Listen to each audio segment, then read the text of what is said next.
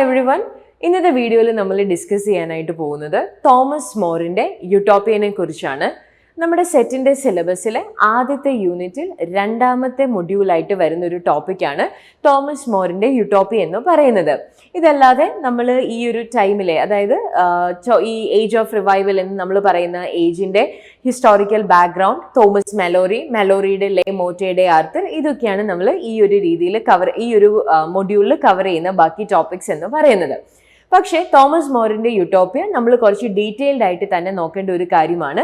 കാരണം യൂട്ടോപ്പിയ എന്ന് പറയുന്നത് ഇംഗ്ലീഷ് ലിറ്ററേച്ചർ നമ്മൾ എടുക്കുകയാണെങ്കിൽ ഇതിൽ one of the most influential text ആയിട്ടും one of the most significant text ആയിട്ടും റിഗാർഡ് ചെയ്യുന്ന ഒരു ടെക്സ്റ്റാണ് തോമസ് മോറിൻ്റെ യൂട്ടോപ്പിയ എന്ന് പറയുന്നത്. സോ ഇന്നത്തെ വീഡിയോയിൽ നമ്മൾ യൂട്ടോപ്പിയനെ കുറിച്ചും തോമസ് മോറിനെ കുറിച്ചുമായിരിക്കും ഡിസ്കസ് ചെയ്യുന്നത്. Okay, so speaking about Thomas more, നമുക്കറിയാം തോമസ് മോർ എന്ന് പറയുന്നത് യൂട്ടോപ്പിയ എന്ന് പറയുന്നത് ഒരു ഫിക്ഷണൽ ടെക്സ്റ്റ് ബുക്ക് ആയിട്ടല്ല നമ്മൾ റിഗാർഡ് ചെയ്യുന്നത്. അറ്റ് ദ സെയിം ടൈം ഒരു സിഗ്നിഫിക്കൻറ്റ് പ്രോസ് വർക്ക് എന്ന രീതിയിലാണ് നമ്മൾ യൂട്ടോപ്പിയനെ കാണുന്നത്. കാരണം apart from A writer, Thomas more is more like A humanist and A statesman. So അദ്ദേഹത്തിൻ്റെ ഹ്യൂമനിസ്റ്റ് ആൻഡ് സ്റ്റേറ്റ്സ്മാൻ ക്യാരക്ടറിസ്റ്റിക്സ് ആണ് നമുക്ക് യൂട്ടോപ്പിയയിൽ കുറച്ചും കൂടി മോർ ദാൻ എ റൈറ്റർ നമുക്ക് കാണാനായിട്ട് പറ്റുന്നത്. And he was the chancellor of England from 1529 to 32. പക്ഷെ അതിനുശേഷം നമുക്കറിയാം ഹെൻറി ദ എയ്ത്ത് വരുന്ന ഒരു ടൈമിൽ there was A high religious turmoil that was happening in England, especially church of England, അതായത് ഇംഗ്ലീഷ് സൂപ്പർമസി വന്നതിന് ശേഷം അല്ലെങ്കിൽ ചർച്ച് ഓഫ് ഇംഗ്ലണ്ട് എസ്റ്റാബ്ലിഷ് ചെയ്തതിന് ശേഷം കിങ്ങിനെ സപ്പോർട്ട് ചെയ്യുന്ന ആളുകൾ രണ്ടായിട്ട് തിരിഞ്ഞു എന്ന് നമുക്ക് പറയാം. ഇതിൽ ഒരു ഭാഗം ആളുകൾ കിങ്ങിനെ സപ്പോർട്ട് ചെയ്ത് ചർച്ച് ഓഫ് ഇംഗ്ലണ്ടിൻ്റെ സൂപ്പർമസി കിങ്ങിനാണ് എന്ന് വിശ്വസിച്ച് അല്ലെങ്കിൽ ആ ഒരു സപ്പോർട്ട് കൊടുത്തിട്ടുള്ള ഒരു ഗ്രൂപ്പ് ഓഫ് ആളുകളാണ് ഒരു സെറ്റ് എന്ന് പറയുന്നത്. ഇതിൻ്റെ മറ്റേ സെറ്റ് എന്ന് പറയുന്നത് കാത്തലിക് ആയിട്ട് ജനിച്ചിട്ടുണ്ടെങ്കിൽ കാത്തലിക് ആയിട്ട് തന്നെ മരിക്കും, കിങ്ങിന് ഞങ്ങളുടെ വിശ്വാസത്തെ ചോദ്യം ചെയ്യാനുള്ള അധികാരമില്ല എന്നുറച്ച് വിശ്വസിച്ചിരുന്ന ഒരു ഗ്രൂപ്പ് ഓഫ് ആൾക്കാരാണ്. തോമസ് മോർ ഇതിൽ രണ്ടാമത് വരുന്ന ആളായിരുന്നു. അതായത് അദ്ദേഹം കിങ്ങിൻ്റെ ചാൻസലർ ആയിരുന്നുവെങ്കിൽ പോലും എൻ്റെ ആദ്യത്തെ വിശ്വാസം എന്ന് പറയുന്നത് ദൈവത്തിനാണ്, അത് കഴിഞ്ഞിട്ട് മാത്രമേ രാജാവുള്ളൂ എന്നുള്ളൊരു ബിലീഫ് ഉണ്ടായിരുന്ന ഒരു വ്യക്തിയായിരുന്നു തോമസ് മോർ എന്ന് പറയുന്നത്. അതുകൊണ്ട് തന്നെ അദ്ദേഹത്തിന് വളരെ കുറച്ച് നാളുകൾ മാത്രമേ കിങ്ങിൻ്റെ ചാൻസലർ ആയിട്ട് നിൽക്കാനായിട്ട് സാധിച്ചിട്ടുണ്ടായിരുന്നുള്ളൂ. So he was the chancellor of England from 1529 to 32. King Henry the എയ്ത്തിൻ്റെ സൂപ്പർമസി ഓഫ് ഇംഗ്ലണ്ടിൽ ഫോളോ ചെയ്യാത്തത് കൊണ്ട് അല്ലെങ്കിൽ അതിൽ വിശ്വസിക്കാത്തത് കൊണ്ട് ഹി വാസ് ബീഹെഡഡ്. അദ്ദേഹത്തിന് ആ ഒരു പേരിലായിരുന്നു അദ്ദേഹം മരണപ്പെട്ടത്. And he is recognised as a saint by the Roman Catholic church. Roman Catholic ചർച്ചിന് വേണ്ടി മരിച്ച് അതിൽ വിശ്വസിച്ച് മരിച്ചൊരു മാർട്ടിയറായി മരിച്ചത് കൊണ്ട് ഇന്ന് according to Roman Catholic church he is considered to be a saint. അതുപോലെ തന്നെ അദ്ദേഹം ആ ഒരു ടൈമിൽ പ്രൊട്ടസ്റ്റന്റ് റിഫോർമേഷനെ കംപ്ലീറ്റ് ആയിട്ട് എതിർത്തിരുന്ന ഒരു വ്യക്തിയായിരുന്നു. ഈവൻ കിങ്ങിൻ്റെ ഫോളോവേഴ്സിൻ്റെയും ഒക്കെ പല പോളിസീസും എല്ലാം അദ്ദേഹം എതിരായിരുന്നു. അതുകൊണ്ട് തന്നെ ചാൻസലറായിട്ട് ഇരിക്കുക എന്നത് അദ്ദേഹത്തെ സംബന്ധിച്ചിടത്തോളം വളരെ കഷ്ടപ്പാടുള്ള ഒരു കാര്യമായിരുന്നു. അത് നമുക്ക് യൂട്ടോപ്പിയയിൽ റാൽഫ് ഹിറ്റ്ലൂടെ എന്ന് പറയുന്ന ഒരു ക്യാരക്ടറിലൂടെ അദ്ദേഹം തൻ്റെ പ്രോബ്ലംസ് എല്ലാം വളരെ ഡീറ്റെയിൽഡ് ആയിട്ട് എക്സ്പ്ലെയിൻ ചെയ്യുന്നുണ്ട്. So he opposed Henry VIII's separation from the Catholic Church, refusing to acknowledge Henry as supreme head of the Church of England and the annulment of his marriage to Catherine of Aragon. So, അപ്പോൾ നമുക്കറിയാം Henry the eighth എന്ന് പറയുന്നത് ഇംഗ്ലണ്ടിൽ അല്ലെങ്കിൽ Tudor ഡൈനാസ്റ്റിയിൽ തന്നെ one of the controversial ruler ആയിരുന്നു. കാരണം അദ്ദേഹത്തിന് ഒരു മെയിൽ ഹെയറിനെ കിട്ടാൻ വേണ്ടിയിട്ട് he wanted to divorce his first wife which was not supported by Roman Catholic church. അതുകൊണ്ട് അദ്ദേഹം എന്താണ് ചെയ്തത്, ഈ റോമൻ കാത്തലിക് ചർച്ചിൽ നിന്ന് കംപ്ലീറ്റ് ആയിട്ട് ഇംഗ്ലണ്ടിനെ മാറ്റി. അദ്ദേഹം തന്നെ ദ ചർച്ച് ഓഫ് ഇംഗ്ലണ്ട് എന്ന് പറയുന്ന ഒരു പ്രത്യേക ഗ്രൂപ്പുമായിട്ട് അത് തുടങ്ങുന്നു. ആൻഡ് അത് കുറച്ചും കൂടി ഈ ആംഗ്ലിക്കൻ പോളിസീസും ആംഗ്ലിക്കൻ ബിലീഫ്സും പ്രൊട്ടസ്റ്റന്റ് രീതിയിലാണ് ആ ഒരു ചർച്ചും കാര്യങ്ങളും വരുന്നത്. ആൻഡ് ഈ ചർച്ച് ഓഫ് ഇംഗ്ലണ്ടിന്റെ ഹെഡായിട്ട് അദ്ദേഹത്തെ തന്നെ അപ്പോയിന്റ് ചെയ്യുന്നു. അതായത് കിങ് ആയിരിക്കും the rightful leader of the church of England എന്നുള്ളൊരു പോളിസിയാണ് ഹെൻറി ദ എയ്ത്ത് കൊണ്ടുവരുന്നത്. അപ്പം ഹെൻറി ദ എയ്ത്തിന് കാതറിനെ ഡിവോഴ്സ് ചെയ്യുക അല്ലെങ്കിൽ കാതറിനെ ഉപേക്ഷിക്കുക എന്നുള്ളൊരു ഒരു അഭിപ്രായത്തോട് ഒട്ടും യോജിക്കാത്ത ഒരു വ്യക്തിയായിരുന്നു ഹെൻറി ദ എയ്ത്ത്. അങ്ങനെയാണ് തോമസ് മോറും ഹെൻറി ദ എയ്ത്തും തമ്മിൽ ഒടുക്കുന്നതായിട്ട് നമുക്ക് കാണാൻ പറ്റുന്നത്. So after refusing to take the oath of supremacy he was convicted of treason and executed. അതാണ് നമ്മൾ തോമസ് മോറിനെ കുറിച്ച് പറയുമ്പോൾ ഓർത്തിരിക്കേണ്ട കാര്യങ്ങൾ എന്ന് പറയുന്നത്. ഇനി സ്പീക്കിംഗ് അബൌട്ട് യൂട്ടോപ്പിയ, തോമസ് മോറിന്റെ one of the significant work ആണ് യൂട്ടോപ്പിയ എന്ന് പറയുന്നത്. ഇത് 1516 ആദ്യമായിട്ട് ലാറ്റിനിലാണ് എഴുതുന്നത്. ആൻഡ് ഇതെന്ന് പറയുന്നത് it is regarded to be a work of fiction. കാരണം ഇതിൻ്റെ അകത്ത് വരുന്ന കുറെ ഫിക്ഷണൽ ക്യാരക്ടേഴ്സും അതുപോലെ തന്നെ അവരുടെ ഫിക്ഷണൽ ഏരിയാസ്, ലാൻഡ്സ്, അങ്ങനെ ഫിക്ഷണൽ റൂൾസ്, അങ്ങനത്തെ കാര്യങ്ങളൊക്കെ ഉണ്ട്. But still it is regarded to be a socio political satire. അതായത് ആ ഒരു സമയത്തെ ഇംഗ്ലണ്ട് എന്തൊക്കെ പോളിസീസ് സ്വീകരിക്കുകയാണെങ്കിൽ അല്ലെങ്കിൽ എന്തൊക്കെ കണ്ടീഷനുകളിൽ ജീവിക്കുകയാണെങ്കിൽ this can be a perfect land എന്നുള്ള ഒരു കോൺസെപ്റ്റ് ആണ് നമുക്ക് യൂട്ടോപ്പിയയിൽ കാണാനായിട്ട് പറ്റുന്നത്. So this is regarded to be a socio political satire. ഇനി ഇതിൽ ഒരു ഫ്രെയിം നറേറ്റീവ് ഉണ്ട്. ആ ഫ്രെയിം നറേറ്റീവ് എന്ന് പറയുന്നത് ഒരു ഫിക്ഷണൽ സൊസൈറ്റീനെ ഡെപിക്ട് ചെയ്തുകൊണ്ടാണ് ടൈറ്റിൽ ഡസ് യൂട്ടോപ്പിയ. ആൻഡ് അവിടുത്തെ കസ്റ്റംസ്, അവിടുത്തെ religious, political, social, economic customs എങ്ങനെയാണ് അവിടെ പീസ് മെയിൻറ്റെയിൻ ചെയ്യുന്നത്, ഇതെല്ലാമാണ് യൂട്ടോപ്പിയയിൽ എക്സ്പ്ലെയിൻ ചെയ്തിട്ടുള്ളത്. സോ ഇതിലെ ടൈറ്റിൽ, അതായത് യൂട്ടോപ്പിയ എന്ന് പറയുന്ന ടൈറ്റില് ഡിറൈവ് ചെയ്തിട്ടുള്ളത് ഒരു ഗ്രീക്ക് വേർഡ്, നോ പ്ലേസ് എന്നർത്ഥം വരുന്ന ഒരു ഗ്രീക്ക് വേർഡിൽ നിന്നാണ്. നോ പ്ലേസ് എന്ന് പറയുമ്പം ഇത്രയും ഐഡിയലിസ്റ്റിക് ആയിട്ടുള്ള ഒരു സ്ഥലം എക്സിസ്റ്റ് ചെയ്യുന്നില്ല, അല്ലെങ്കിൽ ഇത്രയും ഐഡിയലിസ്റ്റിക് ആയിട്ട് ഒരു സ്ഥലത്തിന് എക്സിസ്റ്റ് ചെയ്യാൻ പറ്റില്ല എന്നുള്ള ഒരു കണ്ടീഷനിലാണ് നോ പ്ലേസ് എന്നുള്ള ഒരു അർത്ഥം ഇവിടെ വരുന്നത്. ഇന്ന്, അതായത് after this publication of Utopia, when this Utopia got circulated, ഇന്ന് യൂട്ടോപ്പിയ എന്ന് പറയുന്നത് ഹൈലി ഡിസൈറബിൾ ആയിട്ടുള്ള അല്ലെങ്കിൽ വളരെ ഐഡിയലിസ്റ്റിക് ആയിട്ടുള്ള കണ്ടീഷൻസ് ഫോളോ ചെയ്യുന്ന, സിറ്റിസൻസ് എല്ലാം വളരെ പെർഫെക്റ്റ് ക്വാളിറ്റീസ് ഉള്ള ഒരു ഇമാജിൻ കമ്മ്യൂണിറ്റീസ് അല്ലെങ്കിൽ ഒരു ഇമാജിൻ സൊസൈറ്റീനെയാണ് നമ്മൾ ഇന്ന് യൂട്ടോപ്പിയ എന്ന് പറയുന്നത്. ആ വേർഡ് കൊണ്ട് ഇന്ന് നമ്മൾ ഉദ്ദേശിക്കുന്നത് the most perfect country with the most perfect citizens, അതിനെയാണ് നമ്മൾ യൂട്ടോപ്പിയ എന്ന് ഇന്ന് ഉദ്ദേശിക്കുന്നത്.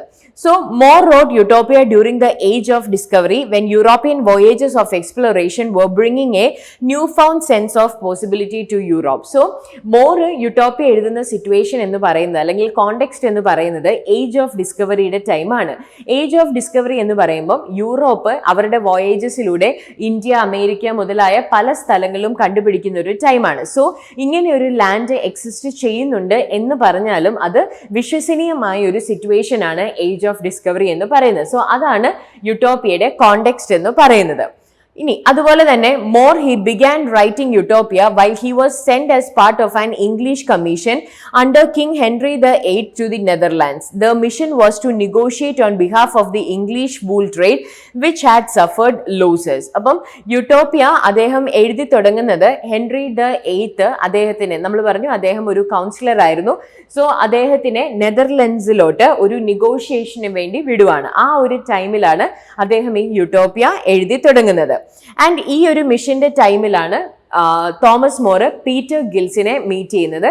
സോ ഇങ്ങനത്തെ ക്യാരക്ടേഴ്സിന്റെ പേരുകളൊക്കെ നമ്മൾ എക്സാമിന് വേണ്ടിയിട്ട് ഓർത്തിരിക്കാനായിട്ട് ശ്രദ്ധിക്കുക. സോ പീറ്റർ ഗിൽസിനെ മീറ്റ് ചെയ്യുന്നത് ആൻഡ് ഈ ഒരു ടൈമിൽ തന്നെയായിരുന്നു ഹെൻറി ദ 8th കൗൺസിലറായിട്ട് ഇദ്ദേഹത്തിനെ അപ്പോയിന്റ് ചെയ്യാം എന്നൊരു തീരുമാനം വരുന്നത്. So More was really in a confuse state whether to accept this decision or not. കാരണം ഒരു കൗൺസിലർ ആണ് എന്ന് പറഞ്ഞാൽ കിങ് പറയുന്ന എല്ലാ കാര്യങ്ങളും ചിലപ്പം സമ്മതിച്ചു കൊടുക്കേണ്ടി വരും. കിങ്ങിനോട് എന്തെങ്കിലും എതിർത്ത് കഴിഞ്ഞാൽ അത് ട്രീസൺ ആകാനായിട്ടുള്ള ചാൻസ് ഉണ്ട്, എസ്പെഷ്യലി ഹെൻറി ദ 8th പോലെയുള്ള ഒരു king. So Thomas More was really in a very confuse state. And Thomas മോറിന്റെ യൂട്ടോപ്പിയയുടെ മോഡൽ എന്ന് പറയുന്നത് പ്ലേറ്റോയുടെ റിപ്പബ്ലിക് ആണ്, ഐഡിയൽ സ്റ്റേറ്റ്. ആ ഒരു രീതിയിലാണ് തോമസ് മോറും ഇത് ചെയ്തിട്ടുള്ളത്.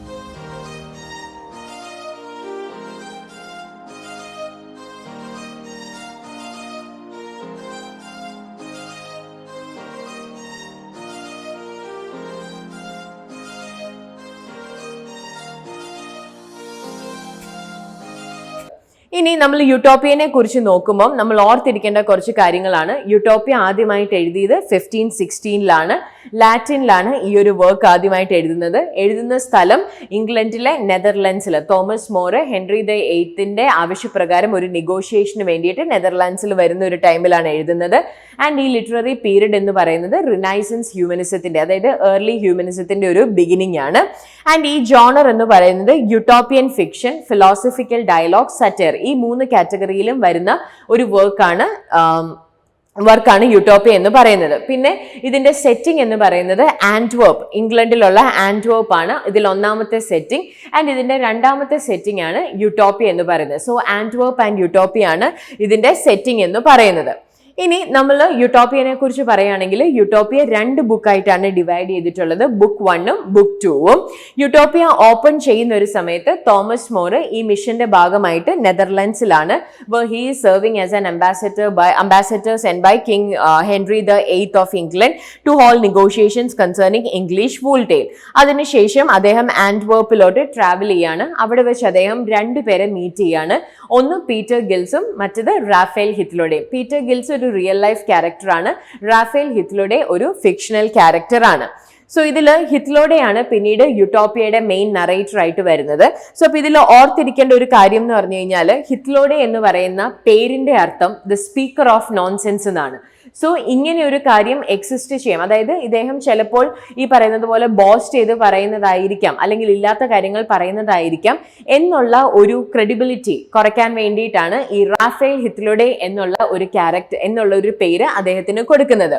സോ ഹിത്ലോഡെ അമേരിക്കോ വെസ്പൂച്ചി എന്ന് പറയുന്ന ഒരു എക്സ്പ്ലോററിന്റെ കൂടെ സഞ്ചരിച്ചിട്ടുള്ള ഒരു വ്യക്തിയാണെന്നാണ് അവകാശപ്പെടുന്നത്.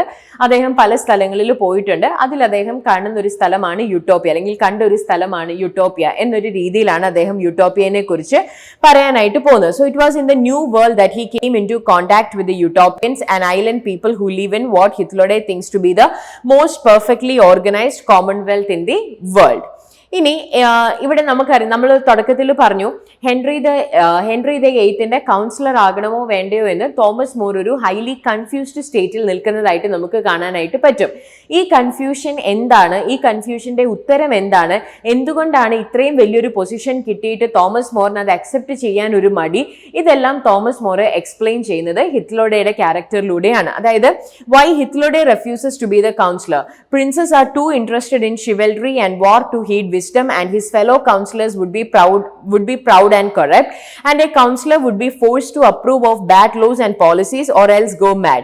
He speculates that no nation with private property or money can ever be justly governed. അതായത് അദ്ദേഹം പറയുന്ന ഒരു കാര്യം എന്ന് പറഞ്ഞാൽ ഒരു കൗൺസിലർ ആയിട്ട് ഇരിക്കുക എന്ന് പറയുന്നത് വളരെ പാടുള്ള ഒരു കാര്യമാണെന്നാണ് പറയുന്നത്. അതായത് കിങ് ചെറുതാണ്, അവർ പ്രിൻസസ് ആണെങ്കിൽ അവർക്ക് ഷിവൽറി, വാർ ഇങ്ങനത്തെ കാര്യങ്ങളോടെല്ലാം ഒരുപാട് താല്പര്യം കൂടുതലായിരിക്കും. അതുപോലെ തന്നെ ഫെലോ കൗൺസിലേഴ്സ് പ്രൗഡ് ആയിരിക്കാൻ ചാൻസ് ഉണ്ട്, അവർ ഗ്രീഡി ആയിരിക്കാൻ ചാൻസ് ഉണ്ട്. അങ്ങനെയാണെങ്കിൽ അത് നമ്മളെയും എഫക്റ്റ് ചെയ്യും എന്നാണ് അദ്ദേഹം പറയുന്നത്. അതുപോലെ തന്നെ ഒരു കൗൺസിലർ എപ്പോഴും രാജാവിനോട് എതിർത്ത് നിൽക്കാൻ പറ്റുന്ന ഒരാളല്ല. ആ ഒരു ലോ ബാഡ് ആണെങ്കിലും ഗുഡ് ആണെങ്കിലും അദ്ദേഹം അത് ചിലപ്പോൾ അക്സെപ്റ്റ് ചെയ്യേണ്ടി വരും. അങ്ങനെയുള്ള ടൈമിൽ ചിലപ്പോൾ ബാഡ് പോളിസീസിനൊക്കെ അപ്രൂവ് ചെയ്യേണ്ടി വരും. അപ്പൊ ഇങ്ങനത്തെ കുറെ കാരണങ്ങൾ കൊണ്ടാണ് റാഫേൽ ഹിത്ലോഡെ ഒരു കൗൺസിലർ ആകാത്തതെന്നാണ് പറയുന്നത്. സോ ഇതേ കൺസേൺസ് തന്നെയാണ് തോമസ് മോറിനും ഹെൻറി ദ എയ്ത്തിന്റെ കൗൺസിലർ ആകുന്നതിൽ നിന്ന് അദ്ദേഹത്തിനെ പിന്തിരിപ്പിക്കുന്ന കാര്യങ്ങൾ എന്ന് പറയുന്നത്. ഇനി യൂട്ടോപ്പിയനെ കുറിച്ച് പറയുകയാണെങ്കിൽ ഇതിലെ സിറ്റീസ് എല്ലാം ഒരേപോലെ തന്നെ ഇരിക്കുന്ന സിറ്റീസ് ആണ്. അതായത് ടോട്ടൽ 54 സിറ്റീസ് ആണുള്ളത്. Each city is identical to the neighbouring city. അത്രയും ഐഡന്റിറ്റിക്കൽ ആയിട്ടുള്ള 54 സിറ്റീസ് ആണ് യൂട്ടോപ്പിയയിലുള്ളത്.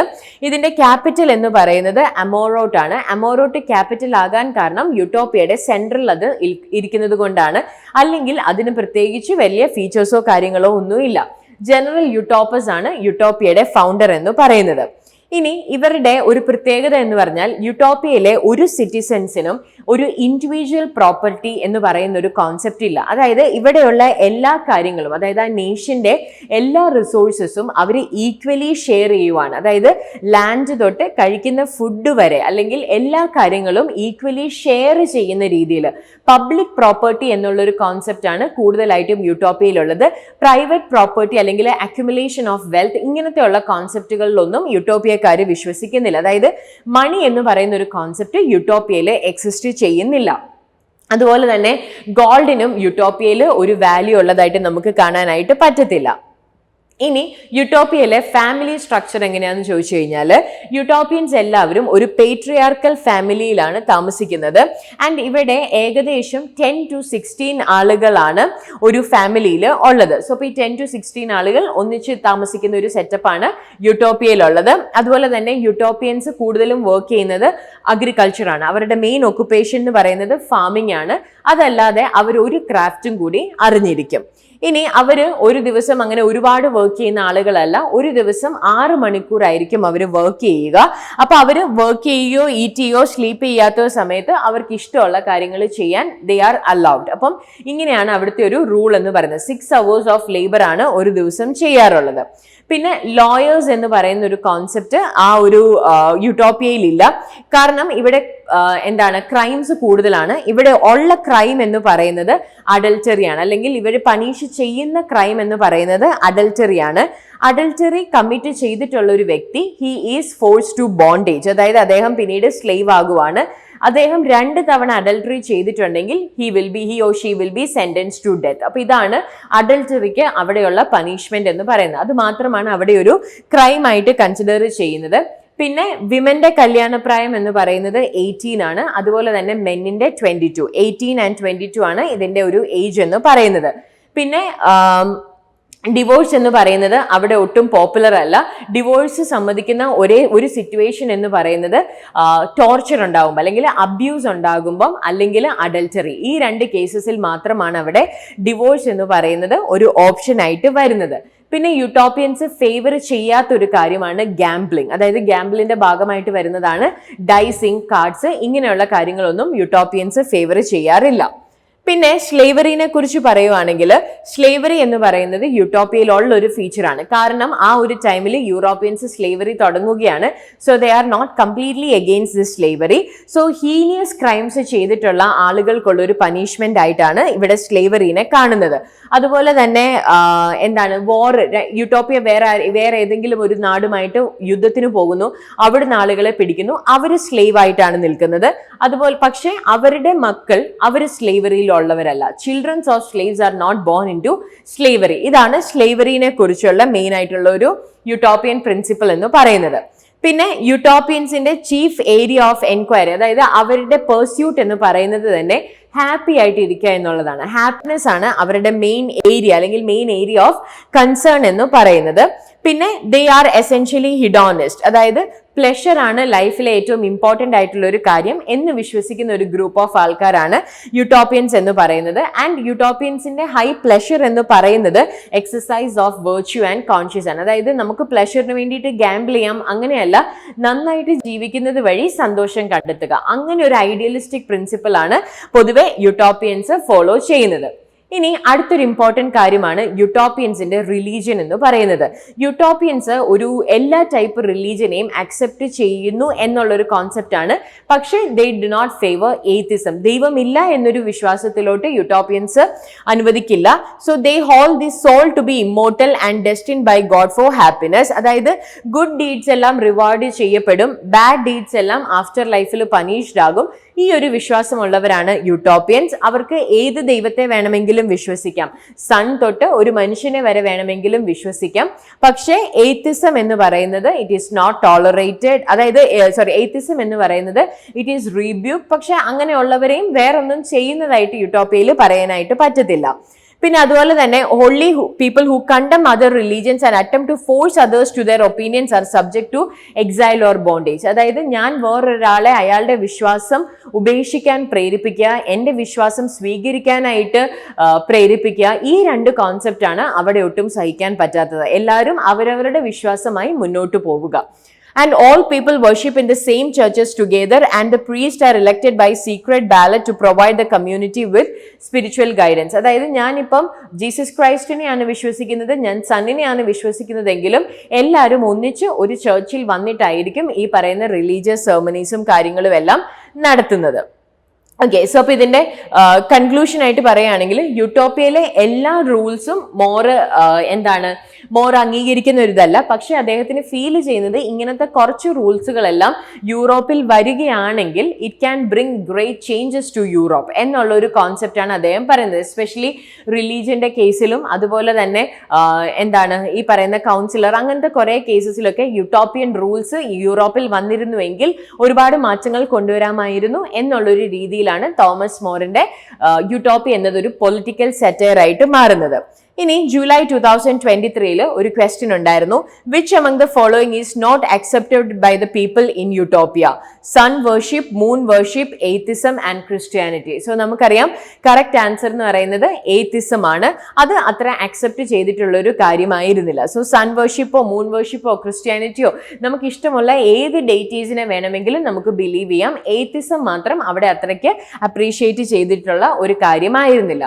Similarly, in February 2020, there was this question, the name in utopia which means talker of nonsense, Vespucci, Hythloday, Turnstile and Guile. So, നമുക്കറിയാം Rafale ഹിത്ലോഡയുടെ surname, ഹിത്ലോഡയുടെ meaning ആണ് the speaker of nonsense എന്നുള്ളത്. അപ്പൊ speaker of nonsense എന്ന് പറയുമ്പോഴത്തേക്കും ഇവിടെ ഓർക്കേണ്ട ഒരു കാര്യം എന്ന് പറഞ്ഞു കഴിഞ്ഞാൽ ഈ പറഞ്ഞ എല്ലാ കാര്യങ്ങളും, കാരണം ഇതെല്ലാം ചിലപ്പോൾ നാളെ ഒരു ട്രീസൺ ആയിട്ട് മാറാം. സോ അപ്പം സ്പീക്കർ ഓഫ് നോൺസെൻസ് പറയുന്ന ഒരാൾക്ക് എന്തും പറയാം എന്നുള്ള ഒരു ആഖ്യാനം കൊടുക്കാനായിട്ടാണ് ഹിത്ലോഡെ എന്നൊരു ടേം ഇവിടെ തോമസ് മോർ എടുക്കുന്നത്. So the name in Utopia which means the talker of nonsense, the correct answer is option B, Hythloday. ഇനി ജാൻ 2022 ഒരു ക്വസ്റ്റ്യൻ ഉണ്ടായിരുന്നു. Peter Giles appears as a character in the work. Peter Giles appears as a character in the work. Utopia, the bride of Lammermoor, the mill on the Floss, small Flanders. So നമുക്കറിയാം ഇവിടെ Thomas More meet ചെയ്യുന്ന രണ്ട് ക്യാരക്ടറാണ് Peter ഗൈൽസും Raphael ഹിത്ലോഡയും. So Peter Giles appeared as a character in the work Utopia. So അപ്പൊ ഇത്രയാണ് നമ്മൾ ഇന്നത്തെ വീഡിയോയിൽ ഡിസ്കസ് ചെയ്യുന്നത്. അപ്പോൾ ഓർത്തിരിക്കേണ്ട കാര്യങ്ങൾ, യൂട്ടോപ്പിയ ആരാണ് എഴുതിയത്, ഏത് വർഷമാണ് എഴുതിയത്, ഏത് ലാംഗ്വേജിലാണ് എഴുതുന്നത്, അതിൽ വരുന്ന മെയിൻ ക്യാരക്ടേഴ്സിന്റെ പേര് എന്തൊക്കെയാണ്, യൂട്ടോപ്പിയയുടെ കോമൺ ആയിട്ട് വരുന്ന ഫീച്ചേഴ്സും കാര്യങ്ങളും എന്തൊക്കെയാണ്. അപ്പോൾ ഇത്രയും കാര്യങ്ങളാണ് നമ്മൾ ഇന്നത്തെ വീഡിയോയിൽ എക്സ്പ്ലെയിൻ ചെയ്തിട്ടുള്ളത്. That's all for this video. Thank you.